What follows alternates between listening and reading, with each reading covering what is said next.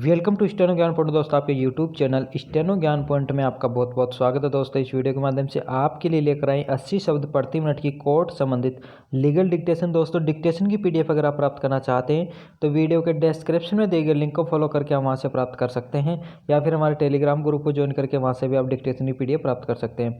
और दोस्तों अगर आप हमारे चैनल पर फर्स्ट बार विजिट कर रहे हैं तो हमारे चैनल को सब्सक्राइब शेयर करना ना भूलें, साथ ही बेल के आइकन को प्रेस कर लें ताकि आने वाली ऐसी ही महत्वपूर्ण डिक्टेशन से संबंधित वीडियोज़ की नोटिफिकेशन आपको सबसे पहले प्राप्त हो सके। तो चलो दोस्तों डिक्टेशन स्टार्ट करते हैं। अपनी डिक्टेशन स्टार्ट होगी जस्ट 5 सेकंड बाद। Yes start. न्यायालय का अवमानना अधिनियम 1971 के अनुसार न्यायालय की अवमानना का अर्थ किसी न्यायालय की गरिमा तथा उसके अधिकारों के प्रति अनादर प्रदर्शित करना है। विराम। इस अधिनियम में अवमानना को सिविल और आपराधिक अवमानना में बांटा गया है। विराम। न्यायालय के किसी डिक्री, आदेश, रिट अथवा अन्य किसी प्रक्रिया की जानबूझकर की गई अवज्ञा या उल्लंघन करना न्यायालय की सिविल अवमानना कहलाता है।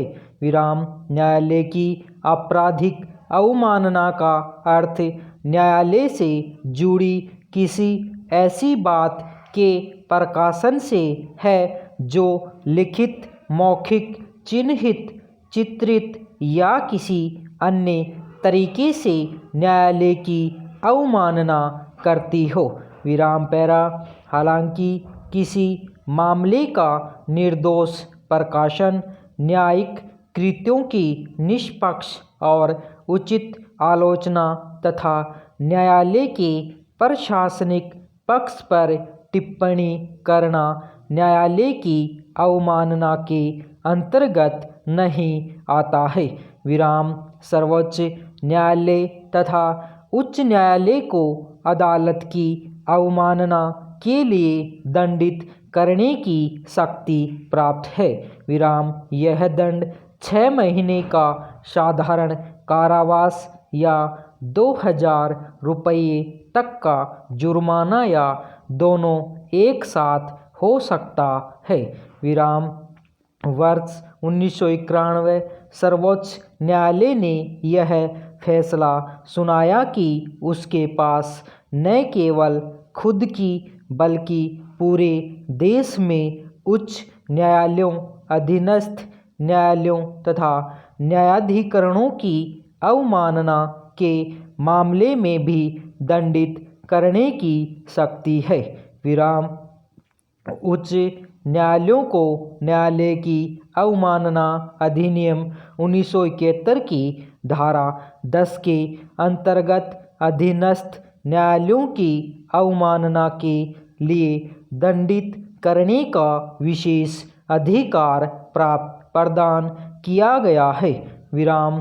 अवमानना से जुड़ी हुई शक्तियाँ न्यायाधीशों को भय, पक्षपात आदि की भावना के बिना कर्तव्यों का निर्वहन करने में सहायता करती है।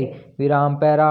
संविधान का अनुच्छेद 19 भारत के प्रत्येक नागरिक को अभिव्यक्ति एवं भाषण की स्वतंत्रता प्रदान करता है, परंतु न्यायालय का अवमानना अधिनियम 1971 द्वारा न्यायालय की कार्यप्रणाली के खिलाफ बात करने पर अंकुश लगा दिया है।